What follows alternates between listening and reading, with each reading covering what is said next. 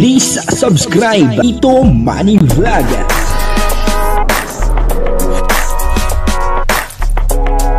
Payagan po si Tito Manny Vlog na mag-reactor para pambiling gamot sa kanya pong karamdaman. Wala man siyang records ng ng awayan. Sa video pong ito ay makikita po natin kung paano po nabigla yung kausap ni Kalingap Jomar. Talagang pinaulit pa niya uli. Ano po yung sinabi ni Kalingap Jomar? Alamin po natin kung ano po yung sinabi ni Kalingap Jomar. Pero bago po yan, ako muna po yung bumabati sa inyong lahat ng magandang umaga, magandang tanghali, at magandang gabi sa inyong lahat mga kapatid. Saan man kayo ng panig ng mundo naroon ngayon, ay mag-iingat kayo palagi at pagpalain kayo ng ating Panginoon. Maraming salamat din po sa patuloy na tumatangkilik sa aking YouTube channel at nanonood sa aking video reaction. Patuloy lang po natin suportahan sila Kuya Bal Santos Matubang, Kalingap Rob, Ate Edna Vlog, Jack Tapia at yung mga kasamahan ko po sa Karepa. Ganun din po yung mga charity vlogger na Kalingap partner. Ito po yung video na kung saan ay talagang nagulat yung kausap ni Kalingap Jomar at pinaulit niya po ito uli kay Kalingap Jomar. Ang kabuuan po ng video ito ay mapapanood po natin sa YouTube channel ni Kuya Neil. Ayun suportahan po natin Kuya Neil. Ito po yung video. Kamusta na? Tagal na lang. Ano sabi mo? Miss ko na si Carlo. Tagal na rin lagpas isang one. Huwag ka mag-alala bro. Ha? Mamaya nakikita kami. Depende sa'yo. Ba't ako tinatanong mo? Kaya ako yung diet Ba't pinauwi ka na ba? Ha? Pinauwi ka? Hindi naman. Pero naramdaman ko lang. Kasi may alam ko Alam ko makasama susi. Ano? Sa susunod na araw. Ha? Bukas ba yun? It's tomorrow. Tomorrow ba yun? Tomorrow. Ayos I think you should come. Ha? You should come. I should come Yeah. with you? Yeah. Here. Hindi pa ako matapos ang mga gagawin ko. Busy po kasi si Papa Joms guys. Dito, ang dami mo pang gagawin yata dito. Oo, dami pa dito. Kasi kakabalik lang ko ng Naga. Tsaka nga pala, may nagpapabigay pala. Ay, bigay mo na ko yan. May nagpapabigay sa'yo. Na ano? Dito. Dito po. Parehas tayo. Uy, parehas pala kami. Ito ay galing kay Tita Raquel. For for Jenny Rose pabahay. Pabahay ni Jenny Rose? Pandagdag daw sa pabahay sa bahay ni Jenny Rose. Saktong-sakto. Kakabili ng lupa kanina. Uy, grabe. Kaya mo ba tayo upload? Sabagay, okay lang naman. Hindi na, mauna ka naman bro. Sige. Sabihan mo lang ako pag naka-upload ka na. Sige kuya. Pero yun kakapa. Kaya ko sa Naga, nakabili ng lupa.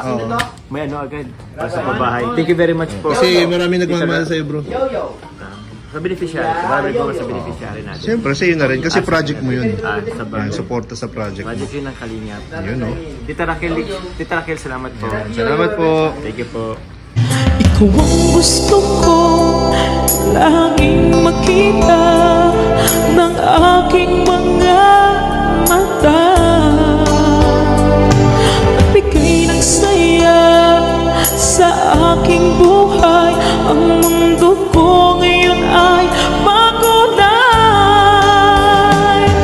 Kahit na mahirapan pa ako, basta na dahil sa'yo. Kahit saan ako mapunta, ayos lang basta kasama ka. Kapag ikaw na ang nasa tabi ko, anong ligaya ang nadarama ko. Dahil ang pag-ibig kong ito sa'yo ay tunay at totoo. Kahit na ano pa ang pagsubok natin, basta tayo pa rin noon hanggang ngayon. Ingatan mo at iingatan ko, hindi ka ipagpapalik.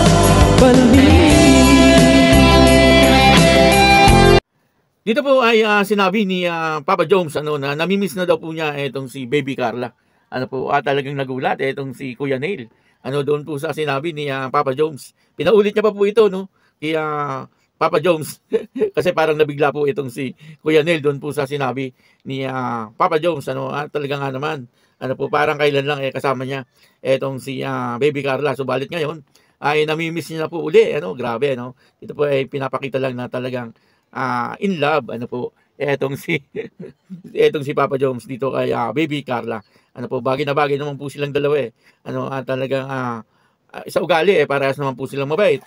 At mapagpasensya, malawak ang pangunawa, kaya walang problema. Kasi ito pong si Papa Jones ay okay naman po sa pamilya ni Baby Carla. At si Baby Carla ay okay na okay din po doon sa pamilya ni Papa Jones. Kaya walang problema, pwede, At sana kapag po nakagraduate na si Carla at siyempre magkaroon ng experience sa trabaho, ay ayun na, alam na po natin kung ano ang kasunod.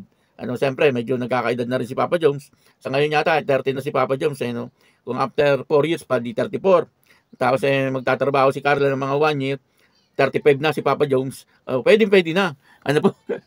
Yun po ay ko lang, opinion. Siyempre, depende naman po yun doon sa dalawa. Kung ano ang pagkakasunduan nila.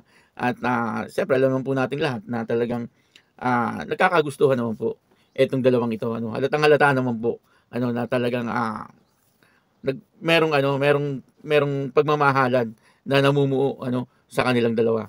At doon nga sa last vlog po ni Kalingap Rob, puntahan niyo po yung bagong upload ni Kalingap Rob. Doon po sa hindi pa mga nakakapanood, napakaganda po nung huling upload ni Kalingap Rob dito sa Jomcar.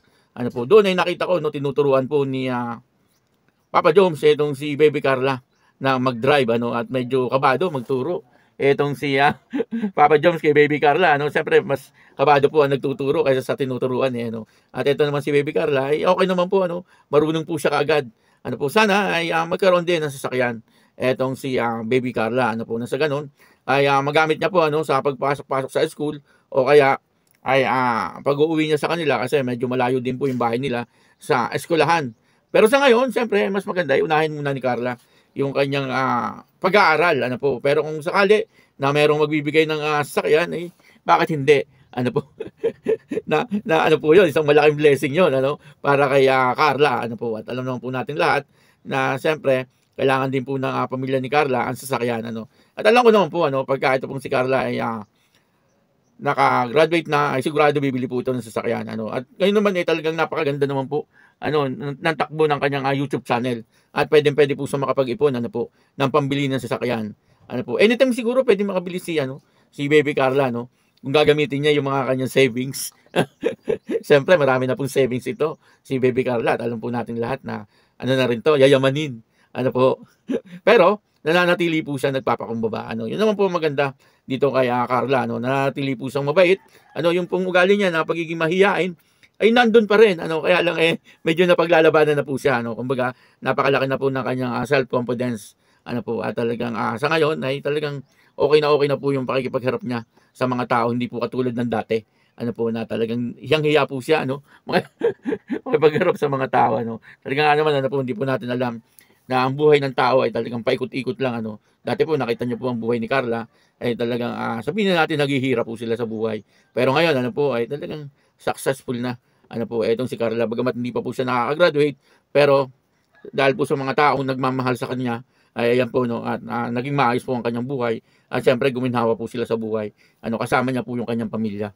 Kaya yun, maraming salamat po sa inyo lahat, at ako po si Tito Manny Vlog na nagsasabing God bless you all, Diyos mabalos.